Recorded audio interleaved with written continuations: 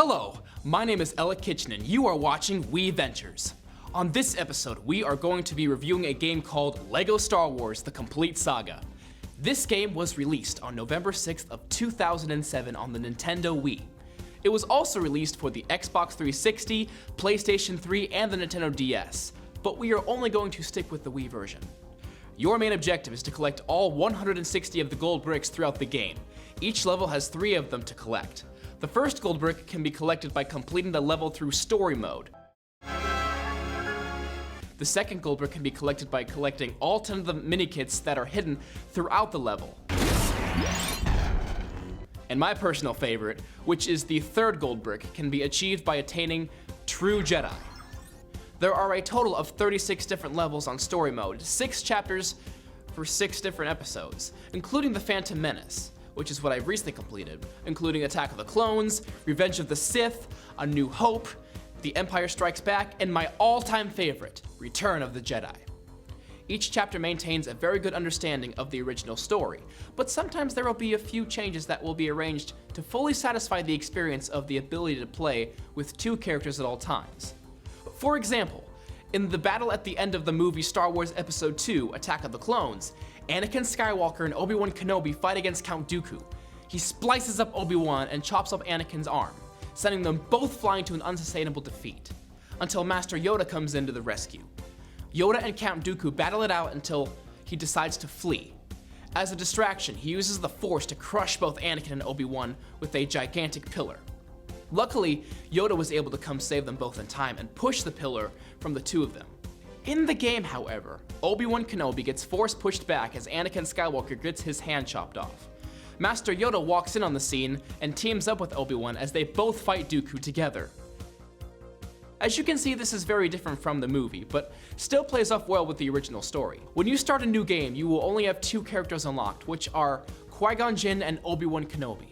As you play each level, a certain set of characters in story mode are able to unlock new characters and gain the ability to play as them in free play. You can also create your own characters and play as them using the creation station located in the Mos Eisley Cantina. You are able to use pieces and parts from unlocked LEGO characters to make your own LEGO creation.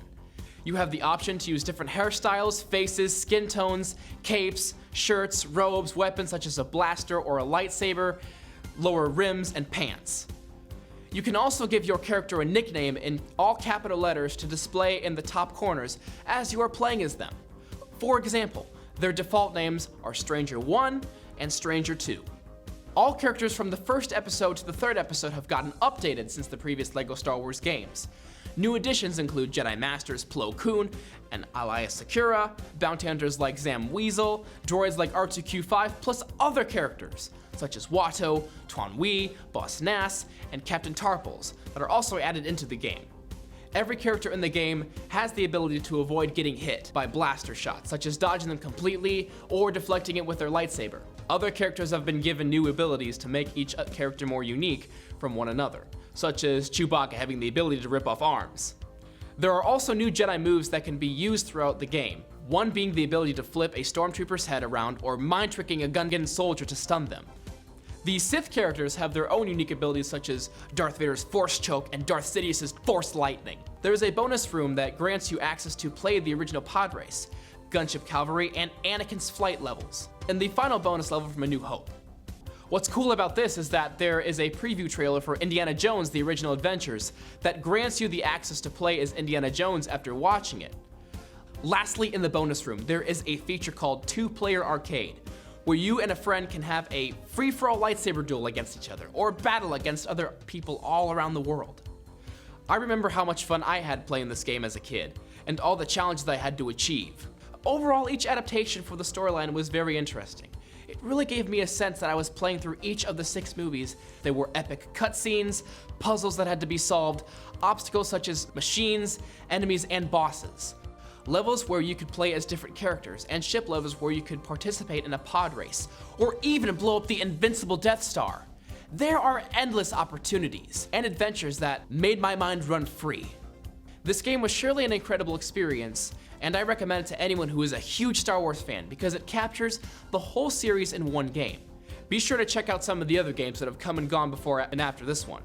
Any Wii games you'd like me to review? tweet me at ZTV Goofing Off with the hashtag WiiVentures. That's it for this episode. Thanks for watching. Make sure you tune in next time on WiiVentures.